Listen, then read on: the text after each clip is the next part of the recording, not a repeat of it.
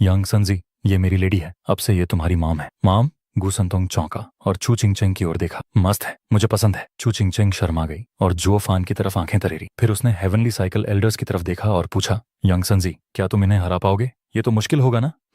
इन छोटे मोटे लोगों में क्या रखा है? गु संतोंग ने मुंह चिढ़ाया और आगे बढ़ा। डैड, मॉम, आधे घंटे में इन सब का काम तमाम कर दूंगा। चू चिंगचेंग ने पहले उसे देखा, फिर जुओ फान की ओर। उसके गाल लाल हो गए। हाँ हाँ हाँ, ये बच्चा भी बिल्कुल अपने बाप पे गया है, बिना झिझक के तुझे मॉम बोल दिया। जुओ फान हंस पड़ा। चू चिंगचेंग ने नाराजगी से घूरा, लेकिन अंदर ही अंदर वो भी खुश थी। बाकी सब लोग ये अजीब सीन देखकर सन्न थे। कैसे पेरेंट्स होते हैं जो बच्चे को जंग में भेज देते हैं, चाहे असली माँ बाप ना भी हों। गु संतोंग एक मिशन पर निकल चुका था। ये बच्चा जो बाहर से क्यूट दिखता था, अंदर से पूरा दानव था। अब खुलकर जंग में उतरा। सब लोग उसे देख रहे थे, बस आहें भरते हुए। उन्हें पता था कि जुओ फान कमीना है, लेकिन ऐसा भी नहीं कि मॉरल्स ना हो। एक बच्चे को बैटलफील्ड में भेजना और उसे ट्रम्प कार्ड बताना, ये तो हद हो गई। उसकी प्यारी सी शक्ल और छोटे छोटे हाथों को देख सबको वो बहुत क्यूट लगा। ये ट्रम्प कार्ड नहीं, नन्हा मुन्ना है। बच्चे, क्या तुम वाकई इन डिमोनिक कल्टिवेटर्स के लिए लड़ना चाहते हो? हम तुम्हें छोटा समझकर छोड़ेंगे नहीं। बकवास बंद कर, मैं आया हूं तुम सबको पीटने। गु संतोंग ने सिर उछाला और दौड़ पड़ा। डीमन स्कीमिंग सेक्ट वाले शॉक्ड थे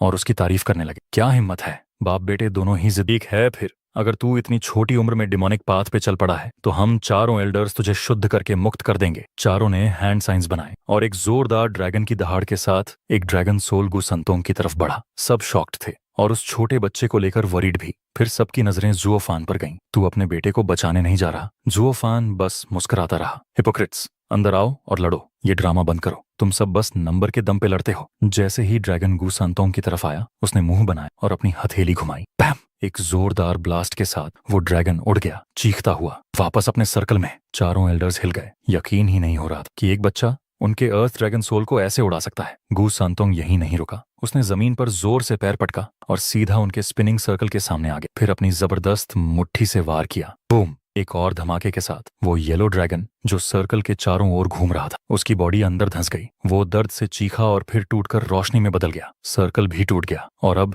उसकी ताकत सीधा उन चारों एल्डर्स की ओर बढ़ गई। उन्होंने हाथ उठाकर बचाव किया। बैम! चारों दूर जा गिरे, सैकड़ों मीटर दूर। अब उन्हें भी समझ आ गया कि दिखावा करने का वक्त खत्म हो गया है। इस संतों को देखकर उनके चेहरों पर शौक था। तो तू है क्या चीज? ओह, तुम्हारी आंखें सही काम करती हैं। मैं तो समझा अंधे हो, इसलिए मैं हल्का गया था तुम पर। अब तो दिख रहा है तुम्हारा असली चेहरा। सिंपैथी की कोई जरूरत नहीं। गु संतोंग ने मुट्ठी कसते हुए मजाक उड़ाया। पूरी ऑडियंस हान या हाफ पाओ बाटन अब भी शौक में थी। एक 7 साल का बच्चा 4 ओल्ड फ्रीक्स को ऐसा पीटेगा, किसी ने नहीं सोचा था। अब समझ आया क्यों स्टुअर्ट जुओ इसे अपना ट्रम्प कार्ड कहता था। वो सीरियस था, पर सच में एक से बढ़कर एक मॉन्स्टर्स ही भरे हैं। गु संतोंग से लेकर जुओ फान तक सबको देखकर लोग बस आहें भर रहे थे। हम आम लोग इन मॉन्स्टर्स के बीच कैसे जिंदा रहेंगे? एक ऐसा झटका लगा जो किसी के समझ में नहीं है। सबकी सोच और होश उड़ गए। अब सब लोग खाली आंखों से आसमान में खड़े गु संतोंग को देख रहे थे। जिस जुओ फैन, ये तेरा बच्चा है या क्या चीज है? फीन यांग ने थूक निकलते हुए कहा। बाकी सबकी निगाहें भी स्टुअर्ट जुओ पर थीं, एकदम कंफ्यूज्ड और शॉक्ड। जुओ फान ने कोई जवाब नहीं दिया, बस कामली बोला, सब लोग फैल जाओ, उनसे थोड़ा डिस्टेंस बना लो। जुओ फान खुद सबसे पहले पीछे हटा, बाकी भी तुरंत समझ गए और सब 1000 मीटर दूर उड़ गए। दूसरी तरफ मिस्टिकल हेवन सेक्ट वाले अभी तक शॉक में थे। उन्हें पता ही नहीं चला कि क्या हुआ, बस गु संतोंग को ही देखते रह गए। ये डिस्टेंस सेफ रहेगा। जुओ फान ने एक लंबी सांस ली और बोला, तुम लोग जानते हो मैंने यंग सनजी को अब तक क्यों नहीं उतारा? सब बस चुपचाप सिर हिला रहे थे। अभी भी दिमाग ब्लैंक था। जुओ फान हंसा, क्योंकि ये बच्चा बहुत गुस्सैल है और इसकी ताकत भी खतरनाक है। एक बार जो ये भड़क जाए तो इसे कोई नहीं रोक सकता। हमारा मकसद तो सिर्फ मिस्टिकल हेवन सेक्ट को सबक सिखाना था, उन्हें खत्म करना नहीं, वरना डबल ड्रैगन मैनर चुप नहीं बैठेगा। ओल्ड कल्टिवेटर्स ने सिर हिल। चाहे जितनी भी लड़ाइयां हों, डबल ड्रैगन मैनर कभी अलाउ नहीं करता कि चीजें बड़ी जंग में बदल जाएं और वेस्टर्न लैंड्स कमजोर पड़ जाएं। आखिरी ऑप्शन के तौर पर ही मुझे इस ट्रबल मेकर को बाहर लाना पड़ा, वरना इसका एक पंच इस हजारों साल पुराने सेक्ट को मिट्टी में मिला सकता था। जुओ फान ने एक बार फिर लंबी सांस ली। कसम से खुद ही बुलाया उन्होंने ये आफत। अब क्या करूं, मेरी तो कोई गलती नहीं। ब्रो, हम ही तो इन्वेडर्स हैं यहाँ। फींड यांग, स्टुअर्ट जुओ, क्या तेरा बेटा वाकई इतना स्ट्रांग है?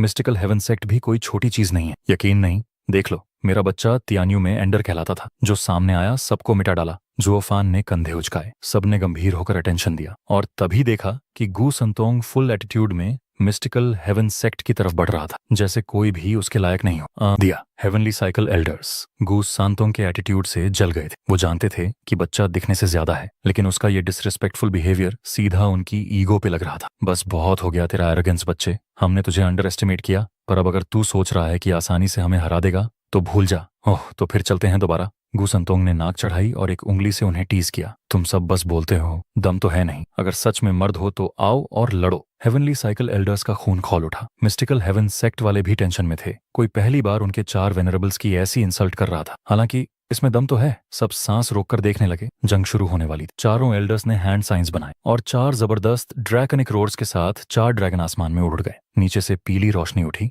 और ये सब गूसंतोंग पर टारगेटेड था। गूसंतोंग का चेहरा थोड़ा सीरियस हुआ, बस इतना ही।